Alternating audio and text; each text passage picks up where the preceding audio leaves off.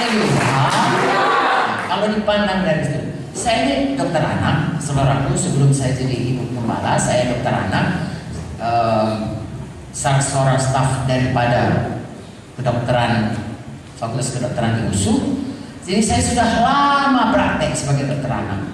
Saudaraku, dokter anak itu dia menerima pasiennya, tugasnya mulai dari begitu anak lahir. Kalau masih dalam kandungan itu urusan bagian kebidanan. Tapi begitu anak lahir itu bagian kami. Entahkah anaknya lahir prematur, atau anaknya lahir cukup umur, anaknya sakit, atau anaknya sehat, itu tanggung jawab kami untuk membuat supaya pertama anak itu supaya jangan mati. Sebab banyak juga anak cepat mati. Hari pertama pun banyak yang mati, saudaraku. Kalau dia lahir nggak nangis itu biasanya terancam mati, ya. Kalau dia sudah tidak mati, saudaraku, kami usahakan jangan cacat. Sebab kalau misalnya dia sakit, kami berusaha supaya anak itu sehat, ya. Dan kalaupun dia sudah sehat, kami berusaha. Ada namanya batita bawah 5 tahun, ya. Ada namanya balita bawah 3 tahun, bawah 5 tahun. Dan ada namanya kematian hari pertama, kematian minggu pertama, kematian bulan pertama, kematian tahun pertama, dan seterusnya. Jadi kami berusaha keras supaya bayi-bayi ini, terutama bayi-bayi Indonesia, supaya sehat dan juga cerdas dan juga kelak jadi orang yang berhasil untuk membina negara ini. Itu dari segi kedokterannya. Tetapi hidup di dunia ini sejajar. Kita juga dikatakan kalau kita lahir baru itu bayi-bayi rohani. Tidak boleh terus bayi, harus bertumbuh sehat. Saudara bisa bayangkan kalau misalnya anak kita atau ponakan kita, bagi kita yang belum menikah, dia lahir semua sukacita, ya, si butet, si ucok. Kalau di Medan saudaraku, ya, di sini apa namanya?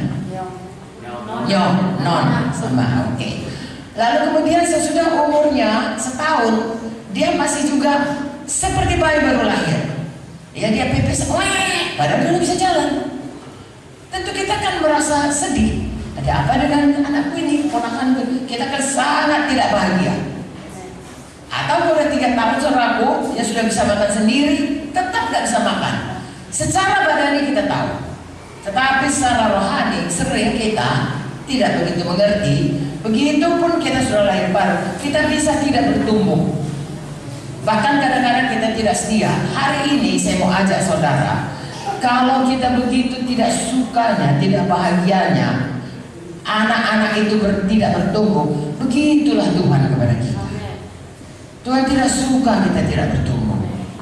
Saudara baca buku Ibrani, kalau dilihat dari umurmu, kata Tuhan, seharusnya kau udah jadi guru pun, bisa ngajar orang. Tapi ini masih susu lagi mau kasih kepadamu. Kenapa? Kerjamu masih bertengkar saja. Kerjamu pikiranmu duniawi saja. Sayang, mulai hari ini mari kita bertumbuh semua. Haleluya. Kalau kita bayi, saudaraku, semua kita tahu makanannya susu. Sudah nanti besar sedikit, makanannya mulai bubur. Besar lagi, makanannya makanan padat. Makanan anak Tuhan adalah firman. Amin. Ya, mulai dia contohnya. Mulai dia selamat, kalau dia sakit, saya dulu begitu, didoakan. Dia nggak tahu firman, pokoknya Bapak pendeta saya sakit, ya, didoakan. Lalu sudah 6 bulan, sakit lagi, didoakan. Udah setahun, didoakan. Jangan, ulang-ulang boleh. Lalu belajar firman. Bisa berdoa sendiri, belajar lagi firman, bisa mendoakan orang lain.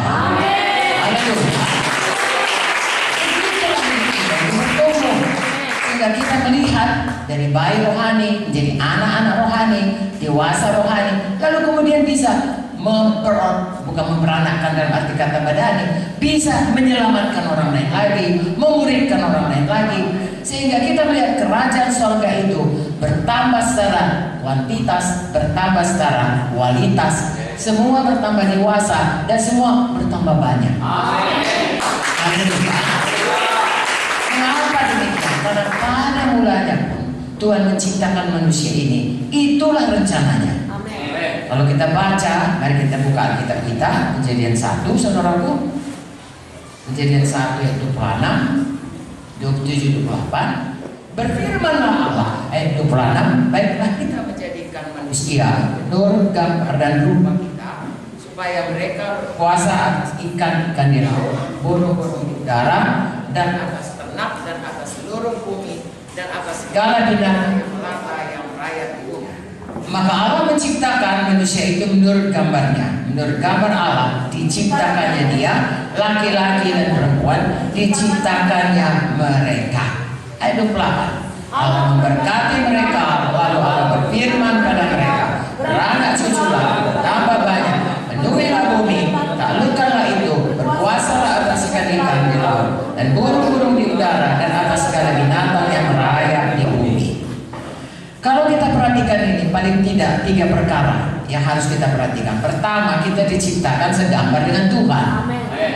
Kedua, kita diciptakan supaya bertambah-tambah banyak. Ketiga, kita diciptakan untuk berkuasa. Itu semua hilang pada waktu manusia berdosa. Jadi Tuhan mau memulihkan itu kembali, sehingga kita kembali pada gambaran Tuhan tadi. Kalau kita mau dewasa, tentunya kita itu mesti bertambah-tambah menjadi seperti Yesus. Amin. Jadi saya dan saudara, begitu kita lahir baru, kita harus bertambah hari, bertambah-tambah menjadi seperti Yesus.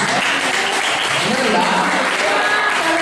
Memang rencana Tuhan menciptakan saya dan saudara, semua manusia ini, supaya kita segambar dengan Dia.